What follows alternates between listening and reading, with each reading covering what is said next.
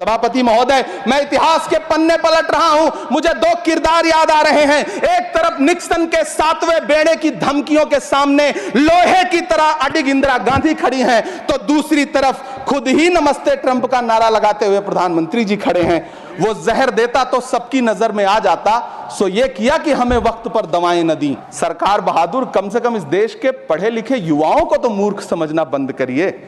वो अब तिजारती पहलू निकाल लेता है, मैं कुछ कहूं तो तराजू निकाल लेता है। मैं इसलिए भी तेरे फन की कद्र करता हूं तो झूठ बोल के आंसू निकाल लेता है। हुकूमत इस कदर आवाम पर एहसान करती है, ये आंखें छीनती है और चश्मे दान करती है। इसी देश की संसद में कभी स्वर्गीय सुषमा स्वराज जी ने कहा था कि जब देश की करेंसी गिरती है तब देश की प्रतिष्ठा गिरती है। बहुत कम बोलने वाले डॉक्टर मनमोहन सिंह ने बहुत ज्यादा बोलने वाले प्रधानमंत्री जी को जब देश की बागडोर सौंपी थी तो $1 58 का था। इन दिनों रुपए की अहमियत गिरती है तो न तो देश की प्रतिष्ठा गिरती है, न प्रधानमंत्री की गरिमा। सभापति महोदय, इस सरकार का बाजार और महंगाई पर कोई नियंत्रण नहीं रह गया है। चाहे देश में लहसुन 400 रुपए किलो बिक जाए, टमाटर 100 रुपए किलो बिक जाए, प्याज का दाम सुनकर आंखों में आंसू आ जाए, लेकिन वित्त मंत्री महोदया बजट में महंगाई का मां भी नहीं बोलती हैं। बच्चों की किताब और पेंसिल तक पर टैक्स लगाने वाले सरकार से मैं पूछना चाहता हूं कि आप मध्यम वर्ग का हितैषी बताते हैं, खुद को तो शर्म नहीं आती है? खुद को धार्मिक कहने वाली सरकार भगवान श्री कृष्ण के प्रिय खाद्य पदार्थों दही और मक्खन तक पर जीएसटी लगाती है और बात करती है मध्यम वर्ग की हिमायती होने की। जिंदा रहते हुए जनता से हर चीज पर टैक्स वसूलने वाली यह सरकार कम से कम मरने पर तो लोगों को बख्श देती, लेकिन नहीं, वहां भी लूटना है। अंतिम संस्कार के सामान अगरबत्ती, धूप बत्ती, केवड़ा जल, चंदन पाउडर, जौ, बताशा, काला तिल, पंचरत्न, कपूर और कफन तक पर टैक्स लेने वाली यह सरकार किस मुंह से खुद को मध्यम वर्ग का हितैषी बताती है? कौन सी संतुष्टि, किसकी संतुष्टि? कदम कदम पर टैक्स देकर लुटने वाली जनता की, या फिर जनता से टैक्स वसूल करके धन्ना सेठों का खजाना भरने वाली सरकार की? किसकी संतुष्टि? आखिर कौन सी नफरत है?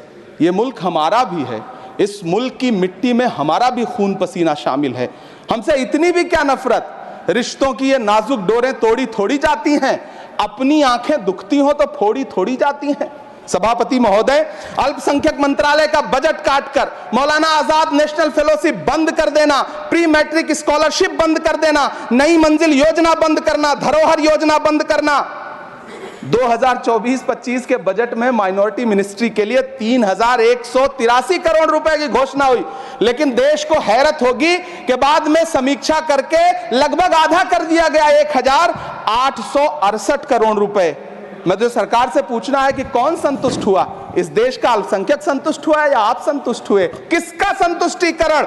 सभापति महोदय, मैं प्रधानमंत्री जी से कहना चाहता हूं कि आप ही ने 1 मार्च 2018 को किंग अब्दुल्ला को, जॉर्डन के किंग अब्दुल्ला को मेहमान बना करके इसी दिल्ली में एक कॉन्फ्रेंस में कहा था कि मैं मुसलमानों के एक हाथ में कंप्यूटर और दूसरे हाथ में कुरान देना चाहता हूं। कंप्यूटर देने की बात तो छोड़िए, पढ़ाई के लिए जो स्कॉलरशिप मिल रही थी उसको भी छीन लिया आपने। किसको संतुष्ट करने के लिए? हम समझते हैं इस साजिश को। आप माइनॉरिटी मिनिस्ट्री का बजट काटते काटते एक दिन मिनिस्ट्री को ही बंद कर देना चाहते हैं।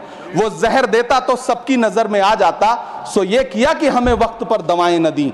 सभापति महोदय, मैं तो वित्त मंत्री जी से पूछना चाहता हूं आपके माध्यम से कि शायद आपको पता ही नहीं है कि गृहस्थी चलाने वाली एक गृहिणी की मुश्किलें क्या क्या होती हैं। आपने कभी सोचा भी नहीं होगा कि जब वो किचन में सब्जी बनाने के लिए कढ़ाई में तेल डालती है तो उसके साथ उसके आंसू भी गिरते हैं। सभापति महोदय, शायद उन्हें पता भी ना हो कि एक छोटी सी गाड़ी और एक छोटे से फ्लैट का EMI भरने के बाद इस देश का एक गरीब इंसान जब अपने बच्चों की फीस भरने के बारे में सोचता है तो उसे कितनी खुशियों का गला घोंटना पड़ता है। शायद उनको पता भी नहीं है कि फसल बेच करके बिटिया की शादी का सपना सजाने वाला किसान जब अपनी फसल बर्बाद देखता है तो कितनी रातें सो भी नहीं पाता है। सभापति महोदय, शायद वो कभी इस पीड़ा को समझ ही नहीं पाएंगी कि परिवार के किसी एक सदस्य को कैंसर जैसी बीमारी हो जाए तो घर और जमीनें गिरवी रख उठती हैं, लेकिन इलाज नहीं हो पाता। सभापति महोदय, इसी देश की संसद में कभी स्वर्गीय सुषमा स्वराज जी ने कहा था कि जब देश की करेंसी गिरती है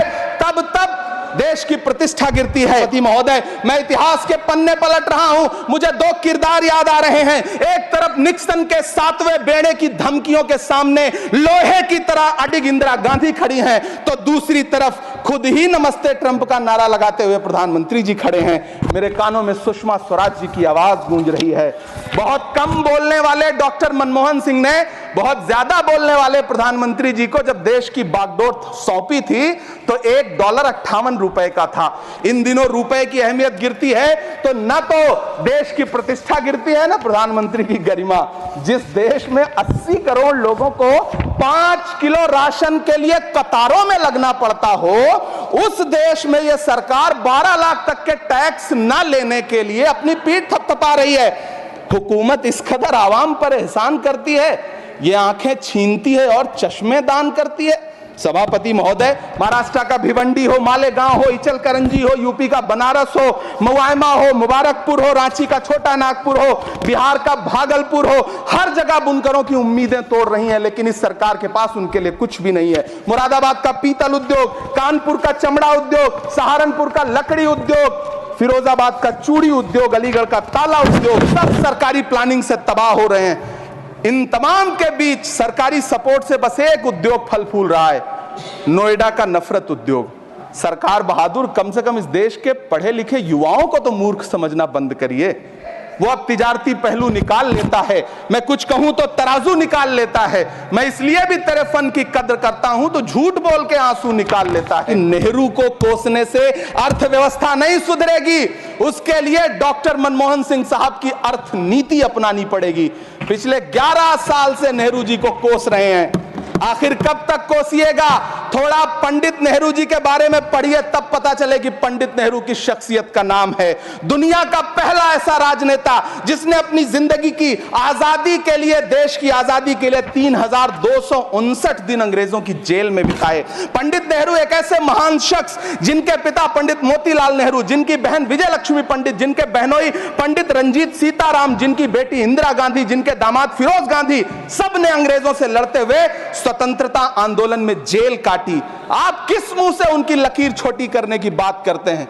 नहीं कर पाइएगा, 7 जन्मों में नहीं कर पाइएगा, क्योंकि जिस्म की मौत कोई मौत नहीं होती है। जिस्म मिट जाने से इंसान नहीं मर जाते, धड़कने रुकने से अरमान नहीं मर जाते, सांसें थम जाने से ऐलान नहीं मर जाते।